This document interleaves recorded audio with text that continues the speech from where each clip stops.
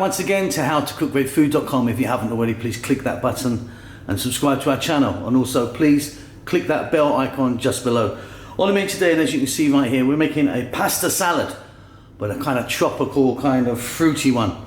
I've got some mango in there, pineapple, melon, and lots of other little different vegetables. We've got a toasted sesame seed, a little bit of chili and lemon juice in there. Absolutely delicious. Let's go and do it. So let's take a look at the ingredients that I'm going to be using on this one today. So at the back we've got our fruits. So I've got some fresh pineapple, some fresh white or sweet melon, and some freshly cut mango. You can be using anything you want. Banana works really good in this, guava, kiwi fruit, play around with it.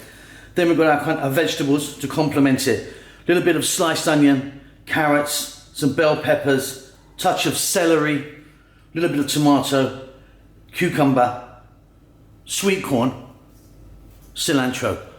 Again, play around with this. You could be adding some other stuff if you wanted. If you wanted some fresh chili, what we're going to do for a dressing is we're going to use some toasted sesame seed oil, a little bit of lemon juice, and a little bit of hot sauce, but that's my preference, and a bit of salt and pepper. So easy. All we've got to do is get all that mixed with our cooked pasta of your choice. Let's go and do that. Okay, so nice large mixing bowl. I've got my cooked pasta in there. You could be using any type of pasta you want. Simply, let's get it all in. So there goes our corn, cucumber, tomatoes, and a little bit of celery. Some bell peppers, nice and sweet, and also gives it a nice color as well. Some onions and some carrots. Then we're going to go in with our fruit. I've got that fresh mango, melon, and fresh pineapple. Now, cilantro or coriander. Now think about fresh mint, some fresh dill, parsley, whatever you want. We're now going to get some black pepper in there.